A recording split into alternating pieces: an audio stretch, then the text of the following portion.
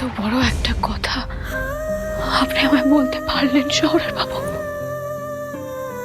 আপনার জীবনে আমার কোনো জায়গা হবে না?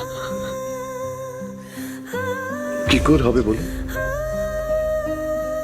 সে রাস্তা তো আপনি নিজে বন্ধ করে দিয়েছেন। আপনি অন্ধ হয়ে গেছেন শহরের বাবু, নাকি উল্টোটা? অন্ধ থাকলে আপনাকে এইভাবে আমি আবিষ্কার করতে পারতাম না। আর আমার দিকে আঙ্গুল তোলার আগে আগে নিজের দিকে তাকান।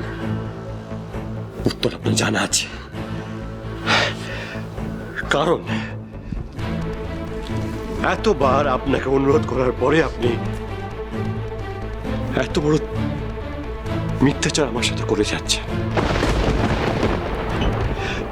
আপনি বারবার মিথ্যেটাকে সত্যি বলে চালিয়ে যাওয়ার চেষ্টা করে যাচ্ছেন। বারবার একই কথা বলে যাচ্ছেন আপনি। এত কিছুর পর আমার কথা শোনা তো আপনার আশ্চর্য হওয়ার কিছু থাকতে পারে না।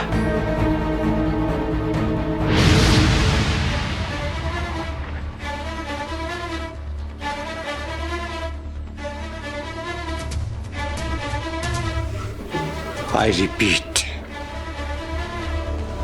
আমার জীবনে আপনার কোনো জায়গা নেই।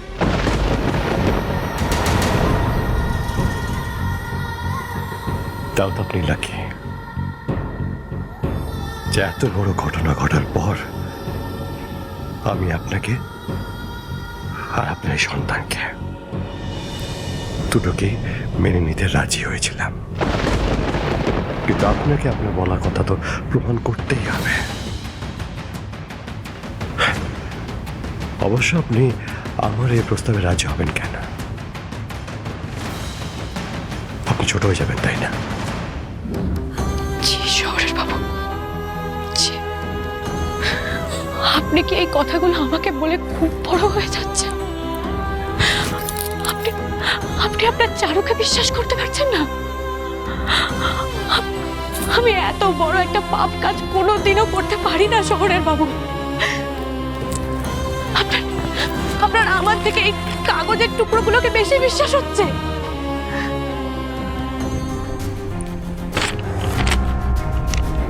হচ্ছে এগুলোকে বিশ্বাস করি আমি, কারণ মাঝে মাঝে জীবনের অনেক কঠিন অঙ্ক এই কাগজের টুকরোগুলো মিলিয়ে দেয়। আপনি যদি সহজ জিনিসটাকে ইচ্ছাকৃত কঠিন করার চেষ্টা করেন তাহলে কার কি বা করার থাকতে পারে বলুন?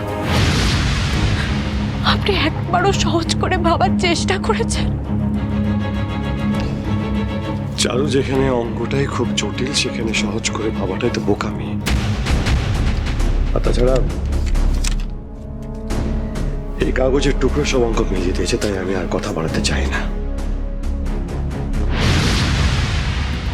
আমিও না শহরের বাবু। শুনে রাখুন, আপনাকে আমাকে বা আমার সন্তানকে কোনো অনুগ্রহ করতে হবে না। আমি যখন এতদিন একা থাকতে পেরেছি তখন বাকি জীবনটাও পারবো। আমার সন্তান আমার কাছে মানুষ হবে।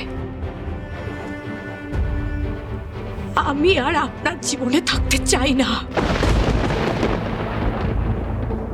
আরো একটা কথা, আপনার ওই রিপোর্ট ভুল আছে। আর এটাও জেনে রাখুন, আপনি শারীরিকভাবে নপুংসক নন। কিন্তু আজ আপনি যেটা করলেন তাতে এটা প্রমাণ হয়ে গেল যে আপনি মানসিকভাবে নপুংসক।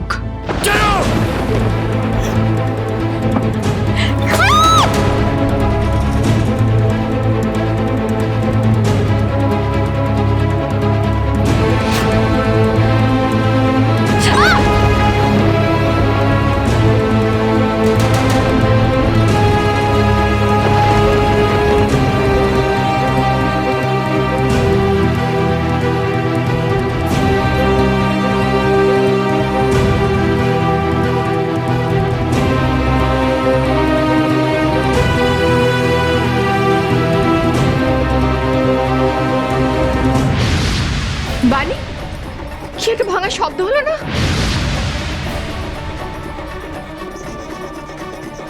কি হয়েছে তোমার আর্য?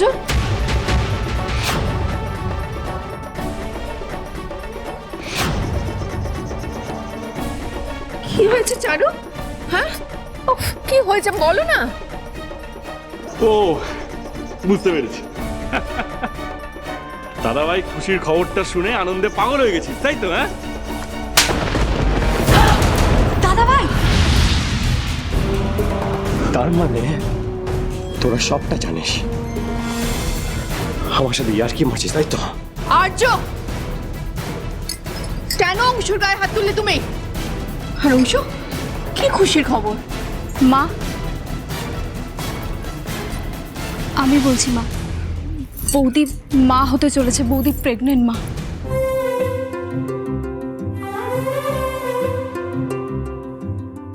চারু, অমৃতা যেটা বলছে এটা সত্যি? কি হলো চারু, বলো, আমরা কি ঠাম্মি হতে চলেছি? মা, আমি এই বাড়ি ছেড়ে চলে যেতে চাই। আমি ওনার সাথে আর থাকতে চাই না। এসব তুমি কি বলছো চারু? আর এরকম একটা শুভ মুহূর্তে, এরকম একটা আনন্দের খবরের দিনে তুমি হঠাৎ আমাদের পরিবারের সবাইকে ছেড়ে আর্যকে ছেড়ে চলে যেতে চাইছো কেন? এই কেনর উত্তরটা আমার কাছে নেই কাকিমণি। উত্তর আমার কাছে আছে। চারু মস্ত বড় একটা অপরাধ করেছেন, তাই এই বাড়ি ছেড়ে চলে যাচ্ছেন। আর্য, আমার চারু কোনো অপরাধ করতেই পারে না। মা, এই বিশ্বাস নিয়ে এতদিন আমিও ছিলাম, কিন্তু তাই বলে তো সত্যিকে অস্বীকার করা যায় না। কোন সত্যির কথা বলছো তুমি? চারুর গর্ভে যে সন্তান আছে সেটা আমার না, অন্য কারো। আর্য, নিজের স্ত্রীর সম্পর্কে এরকম একটা নোংরা কথা বলতে তোমার লজ্জা করলো না? মা, আমি ভেবেছিলাম এই খবরটা আপনাদের সবাইকে দিলে এই পরিবারে খুশির ঢেউ আসবে। বিবাহ বার্ষিকীর দিনে ওনাকে এই কথাটা বলবো, উনি খুশিতে আত্মহারা হয়ে যাবে। আমি একটা বারের জন্য ভাবতে পারিনি খবরটা এই পরিবারে অন্ধকার ডেকে আনবে।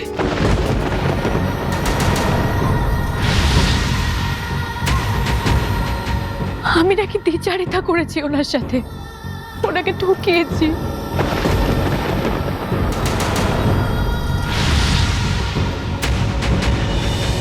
উনি আমার থেকে সত্যিটা জানতে চেয়েছিলেন যে এই সন্তান কার। আমি যদি ওনাকে সব সত্যিটা বলি তবেই নাকি উনি ওনার জীবনে আমাকে থাকতে দেবেন, আর না হলে ওনার জীবনে আমার কোনো জায়গা নেই।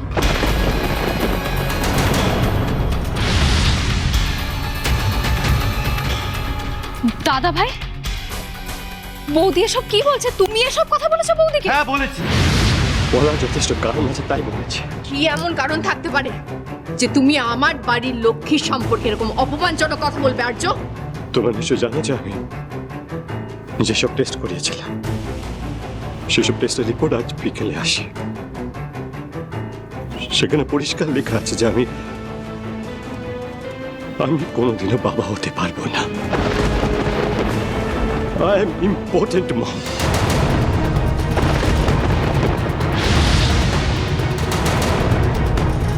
এবার তোমরাই বলো, যে মানুষটা ইম্পর্টেন্ট তার সন্তান ওনার গর্ভে কি করে থাকতে পারে?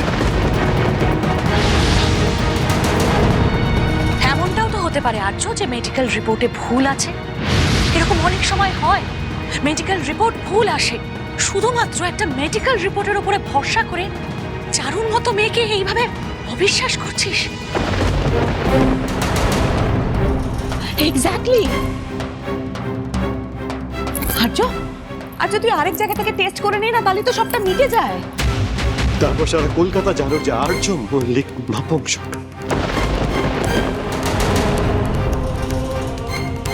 বাহ বাহ বাহ বাহ, এখনো এরকম একটা পরিস্থিতিতে দাঁড়িয়ে তুই শুধু তোর নিজের অপমানের কথাটা ভাবছিস, হ্যাঁ? আর মেয়েটার কথা একবারও ভাবলি না? ওর অপমানের দায়ভার তোর নেই? সবার সামনে ওকে যা যে এত কটু কটু কথা বললি, নোংরা কথা বললি, মেয়েটাকে এইভাবে অবিশ্বাস করে অপমান করলি, তার বেলা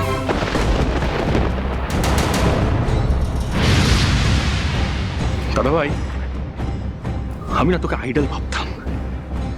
আমি এটা জানতাম যে তুই কোনোদিন ভুল হতে পারিস না। তুই আজ যেটা করলি সেটা আমার কাছে কমপ্লিটলি আনএক্সপেক্টেড।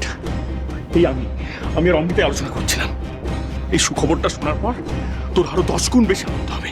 আর সেই তুই ছি! একজন থার্ড পার্সন হয়ে কথাগুলো বলা খুব সহজ অংশ, কিন্তু আজকে আমার জায়গায় যদি তোর কেউ থাকতিস তখন আমার অসহায়তা বুঝতে পারতিস, তখন তোদের রিয়াকশন দেখতাম। সাঁঝের বাতি